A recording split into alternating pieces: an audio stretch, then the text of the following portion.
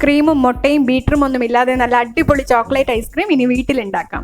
അപ്പോൾ വീഡിയോ എല്ലാവരും മുഴുവനായിട്ട് കാണുക. എല്ലാ ടിപ്പും ഞാൻ വീഡിയോയിൽ പറഞ്ഞിട്ടുണ്ട്. അപ്പോൾ അതൊക്കെ ഉണ്ടാക്കി നോക്കി നിങ്ങളുടെ നിർദ്ദേശങ്ങൾ കമൻറ്റ് ബോക്സിൽ കമൻറ്റ് ചെയ്യാൻ മറക്കരുത്. നല്ല ടേസ്റ്റി ആയിട്ടുള്ള ചോക്ലേറ്റ് ഐസ്ക്രീം ഉണ്ടാക്കാനായിട്ട് ആദ്യം ഒരു ഗ്ലാസ്സിൽ 2 ടേബിൾ സ്പൂൺ ഗോതമ്പ് പൊടി ഇട്ട് കൊടുക്കുക. ഗോതമ്പ് പൊടിക്ക് പകരം നിങ്ങൾക്ക് കസ്റ്റർഡ് പൗഡറും യൂസ് ചെയ്യാം. ഇത് റെഡിയാക്കി വെക്കുക. എന്നിട്ട് ഒരു പാത്രത്തിൽ 1 ലിറ്റർ ഫുൾ ഫാറ്റ് മിൽക്കാണ് തിളപ്പിച്ചെടുക്കേണ്ടത്. ഇതിന് ഫുൾ ഫാറ്റ് മിൽക്ക് തന്നെയാണ് ആവശ്യം. അപ്പോൾ ഇത് 4.5% ഫാറ്റ് കണ്ടൻ്റ് ഉള്ള ഫുൾ ഫാറ്റ് മിൽക്കാണ്. ഇനി ഇതൊന്ന് ഒരു മീഡിയം തീയിലിട്ട് ഒന്ന് തിളപ്പിച്ചെടുക്കുക.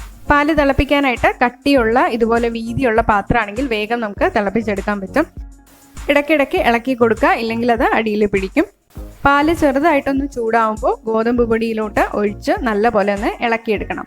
അതായത് പാത്രത്തിൻ്റെ ചൂട് നോക്കുക. പാത്രത്തിന് ചെറിയൊരു ചൂട് വന്നു കഴിഞ്ഞാൽ അപ്പം തന്നെ നമുക്ക് ഇത് ഗോതമ്പ് പൊടിയിലോട്ട് കുറച്ച് പാല് ഒഴിച്ചു കൊടുക്കുക. ഞാനൊരു 2 കരണ്ടി പാല് ഒഴിച്ചു കൊടുക്കുന്നുണ്ട്. എന്നിട്ട് നല്ലപോലെ ഒന്ന് ഇളക്കി കട്ടകളില്ലാതെ ഇളക്കിയെടുക്കാം. ചെറു ചൂടോടുകൂടി ഇളക്കിയാൽ കട്ടകളില്ലാതെ നമുക്ക് വേഗം കലക്കിയെടുക്കാൻ പറ്റും.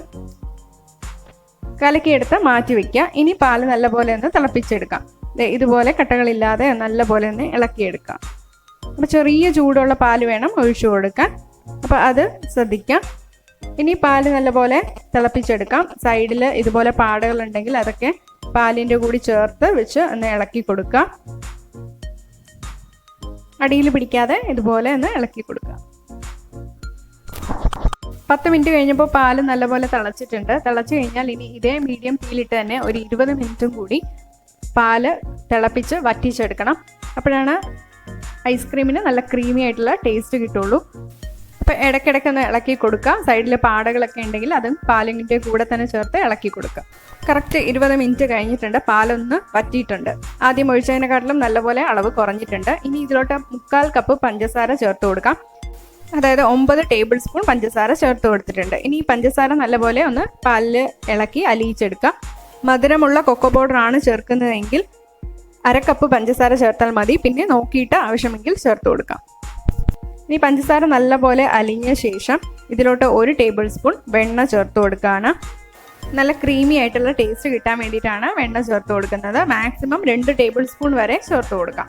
ഇനി ഈ ചൂടിൽ വെണ്ണ ഒന്ന് അലിയിച്ചെടുക്കാം. ഇപ്പോഴും തീ ഒരു മീഡിയം തീയിൽ തന്നെയാണ്. അപ്പോൾ കൈവിടാതെ ഇളക്കി കൊടുക്കുക. വെണ്ണ നല്ലപോലെ അലിഞ്ഞു കഴിഞ്ഞാൽ ഇനി തീ ഒരു ചെറിയ തീയിൽ വെച്ച് കൊടുക്കുക. ഇനി ഗോതമ്പ് പൊടി പാലിൽ കലക്കി വെച്ചിട്ടുണ്ട്. അതിനി ഇതിലോട്ട് ചേർത്ത് കൊടുക്കുക. ചെറിയ തീയിലാക്കാൻ പ്രത്യേകം ശ്രദ്ധിക്കുക. ഗോതമ്പ് പൊടി കലക്കി വെച്ച പാല് ഇതിലോട്ട് ചേർത്ത് കഴിഞ്ഞാൽ ഇനി ഒന്ന് കൈവിടാതെ തന്നെ ഇളക്കി കൊടുക്കുക. ചെറിയ തീയിലാണ്. ഈ ഗോതമ്പ് പൊടി ഒന്ന് വെന്ത് പാലൊന്ന് കുറുകി വരുമ്പോൾ തീ ഓഫ് ചെയ്യാം. ഇപ്പോൾ ഒരു 5 മിനിറ്റ് കഴിഞ്ഞിട്ടുണ്ട്. ഇതുപോലെ നല്ല ഒന്ന് തിക്കായിട്ടുണ്ട് പാല്. ഇനി തീ ഓഫ് ചെയ്യാം. ഓഫ് ചെയ്ത ശേഷം ചൂട് മാറാനായിട്ട് വെക്കാം. ചൂട് മാറുമ്പോൾ ഇതൊന്നും കൂടി തിക്കാവും. ഇപ്പോൾ ചൂട് മാറിയിട്ടുണ്ട് കംപ്ലീറ്റ് ആയിട്ട്. നല്ലപോലെ തിക്കായിട്ടുണ്ട്. ഇനി ഇത് മിക്സിയിലോട്ട് ഇടുക. മിക്സിയിലോട്ട് ഒഴിച്ച ശേഷം ഒന്ന് അടിച്ചെടുക്കണം. ഇത് ഞാൻ ഏറ്റവും വലിയ ജാറ് മിക്സിയാണ് എടുത്തിട്ടുള്ളത്. ജ്യൂസൊക്കെ അടിക്കുന്ന മിക്സി. അതിലോട്ട് ഇത് മുഴുവനായിട്ട് ഒഴിച്ചു കൊടുക്കാം. ഇനി ഇതിലോട്ട് 2 ടേബിൾ സ്പൂൺ കൊക്കോ പൗഡർ ചേർത്ത് കൊടുക്കാം. ഞാൻ അൺസ്വീറ്റൻഡ് കൊക്കോ പൗഡറാണ് ചേർത്ത് കൊടുത്തിട്ടുള്ളത്. നല്ലപോലെ അടിച്ചു കഴിഞ്ഞാൽ ഒരു പാത്രത്തിലോട്ട് മാറ്റാം.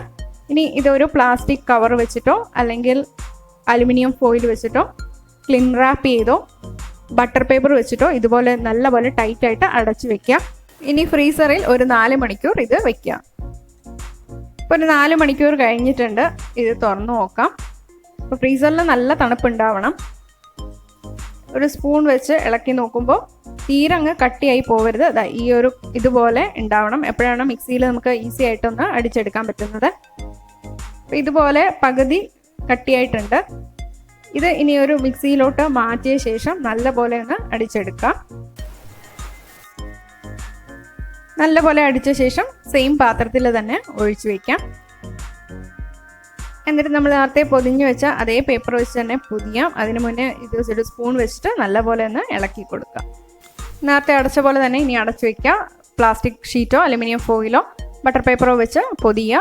അതിന് ശേഷം പാത്രത്തിൻ്റെ അടപ്പ് വെച്ച് അടച്ച ശേഷം 8 മണിക്കൂർ ഫ്രീസറിൽ വെച്ചിട്ട് തണുപ്പിച്ചെടുക്കുക.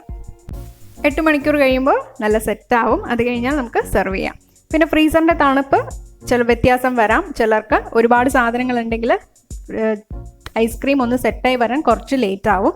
അപ്പോൾ സമയത്തിൽ ചിലപ്പോൾ കുറച്ച് വ്യത്യാസം വരാം. ഗോതമ്പ് പൊടി ചേർത്തതിൻ്റെ യാതൊരു ടേസ്റ്റ് വ്യത്യാസം ഉണ്ടാവില്ല. നിങ്ങൾക്ക് വേണമെങ്കിൽ ചോക്കോ ചിപ്പൊക്കെ ആഡ് ചെയ്തും സെർവ് ചെയ്യാം.